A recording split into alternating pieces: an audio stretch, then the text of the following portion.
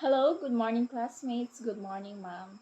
I am Kyra Moriris Permanes, a 22-year-old Bachelor of Science in Entrepreneurship. In our group, I was assigned to tackle or to discuss the World Trade Organization. So, here it goes. I'm gonna start with defining what is World Trade Organization. So, when we say World Trade Organization, main function is to ensure that trade flows as smoothly, predictably, and freely as possible. World Trade Organization is the only global organization dealing with the rules of trade between nations. So, the objective of World Trade Organization is to help its members use trade as a means to raise living standards, to create jobs, and improve people's lives. Nation or the headquarters of World Trade Organization is located at Geneva, Switzerland. The Century William Rappard or CWR is the name of the building that has been home to the WTO Secretariat since the WTO was established in 1995. So in January 1, 1995 marked the biggest reform of international trade since the end of Second World War. Whereas the GATT mainly dealt with trade in goods, the WTO or World Trade Organization its agreement also covered trade in services and intellectual property. The birth of World Trade Organizations also created new procedures for the settlement of disputes. So we are now on the history of multilateral trading system. From the early days of the Silk Road to the creation of the General Agreement on Tariffs and Trade or GATT and the birth of World Trade Organization, trade has played an important role in supporting economic development and promoting peaceful relations among nations.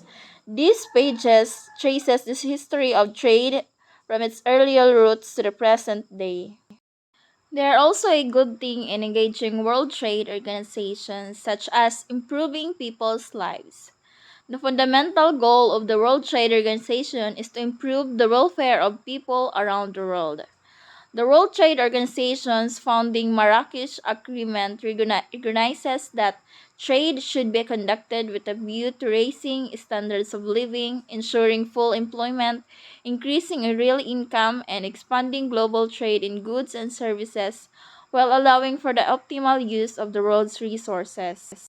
In World Trade Organization, it has also a negotiating trade rules.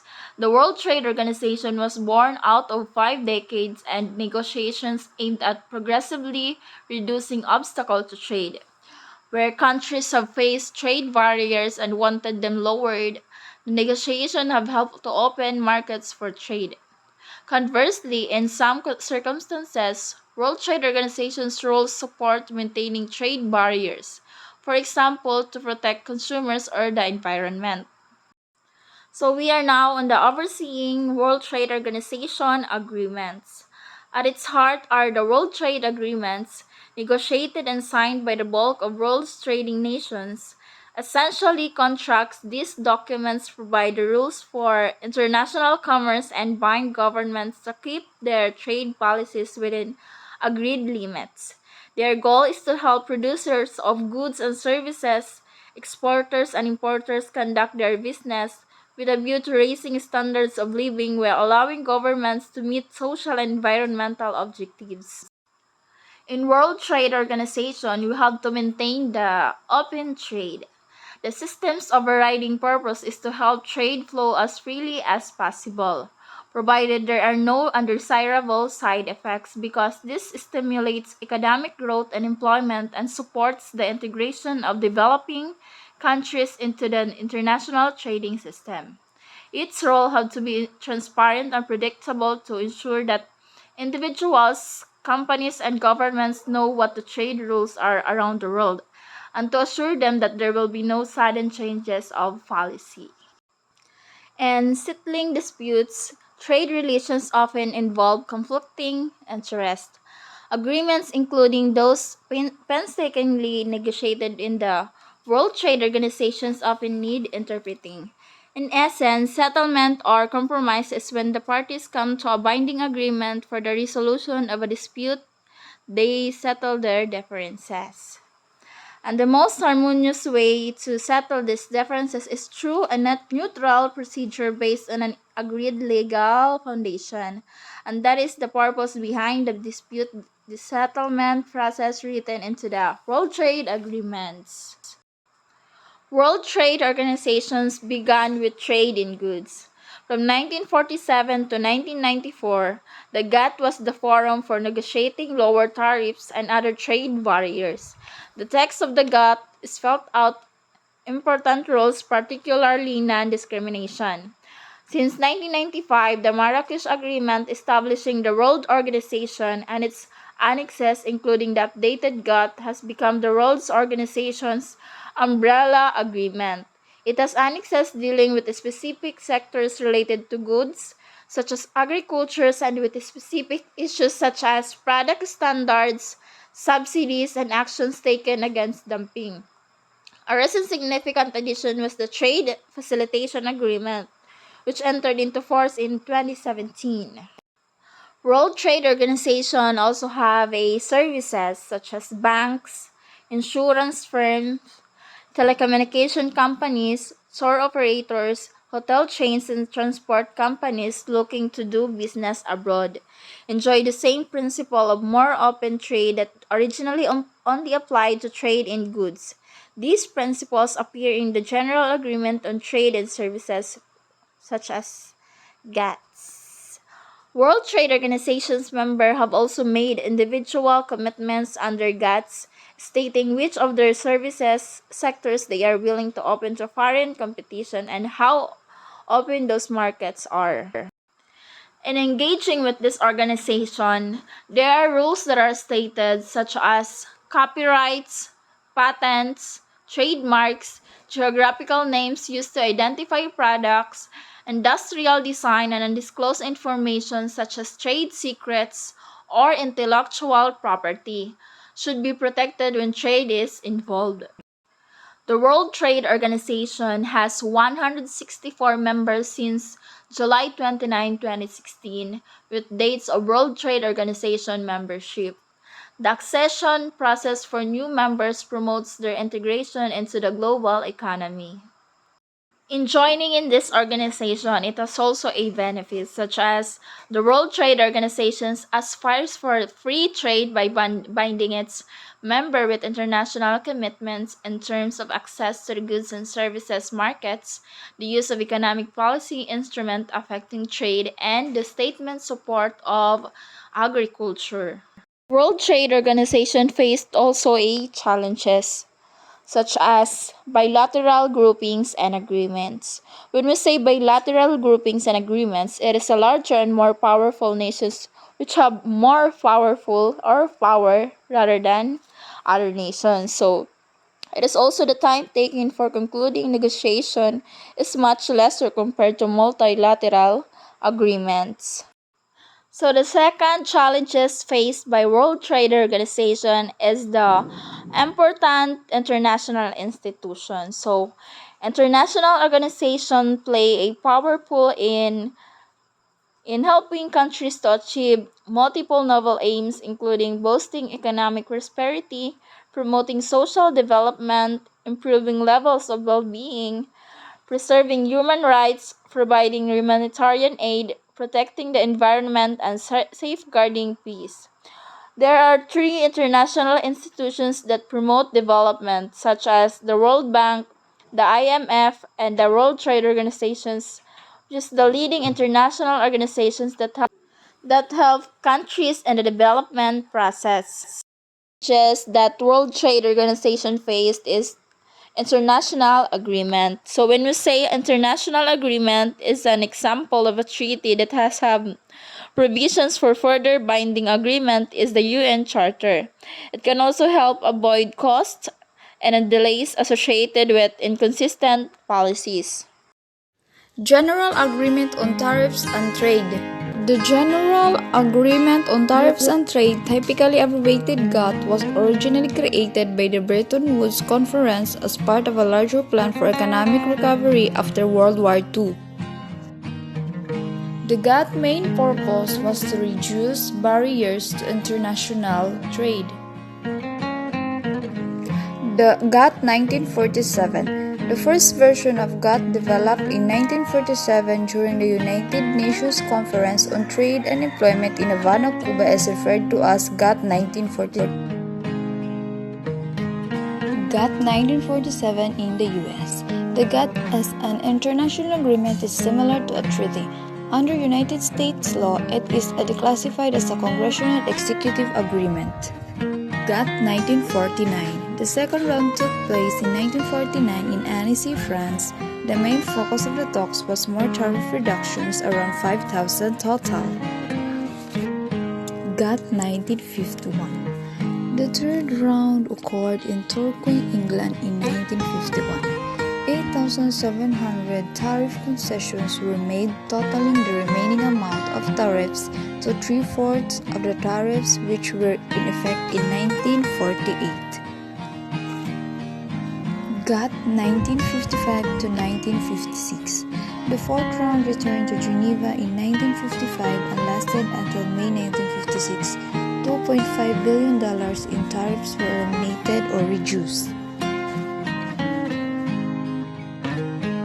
The fifth round occurred once more in Geneva and lasted from 1960 to 1962. The talks were named under Secretary of State General of the U.S. Douglas Dillon, who first proposed the talks.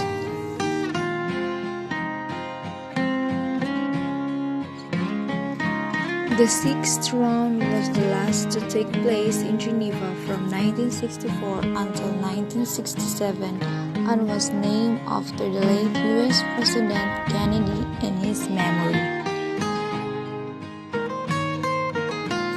The seventh round of GATT took place in Tokyo from 1973 until 1979. The talks managed to reduce several trade barriers in addition to $300 billion in tariffs. Negotiations covered a range of topics including government procurement, custom valuation, subsidies, countervailing measures, anti-dumping standards, and import licensing.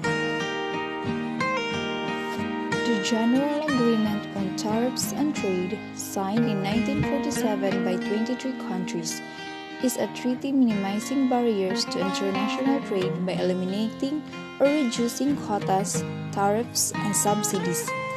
It was intended to boost economic recovery after World War II. GATT was expanded and refined over the years, leading to the creation in 1995 of the World Trade Organization, which absorbed the organization created to implement GATT. By then, 125 nations were signatories to its agreements, which cover about 90% of the global trade. The Council for Trade in Goods is now responsible for the GATT and consists of representatives from all the WTO member countries.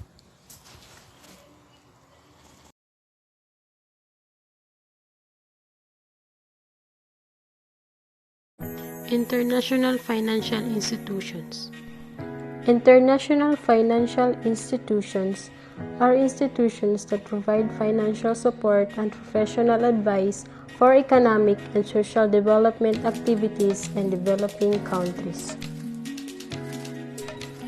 Bretton Woods set up two financial institutions for the development of all countries of the world.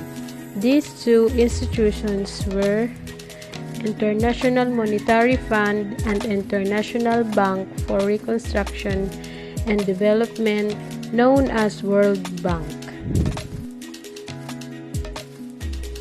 International Monetary Fund was formed as a reaction to the Great Depression of the 1930s and is a cooperative institution between member states, which seek to maintain an orderly system of the payments and receipts between nations and has the authority to intervene when an imbalance of payment arises. The main purpose of International Monetary Fund: 1. Creation of internal monetary cooperation to promote international monetary cooperation. 2. Promotion of balanced growth of international trade to facilitate the expansion and balanced growth, stability in exchange rate to maintain orderly exchange arrangements. 4. Multilateral payment arrangement to assist in the establishment of multilateral. 5. To correct maladjustment in the balance of payments to give confidence to members by making the funds.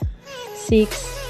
To shorten the duration and lessen the degree of disequilibrium.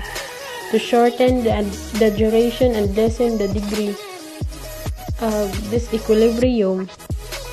Abolition of exchange restriction. To remove all sorts of restrictions.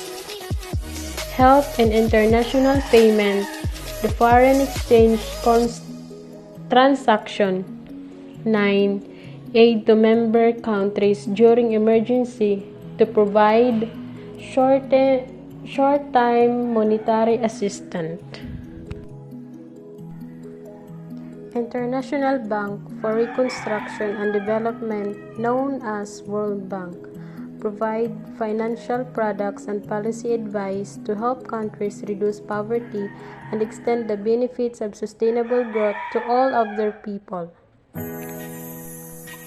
There are 7 banks, but I choose African Development Bank.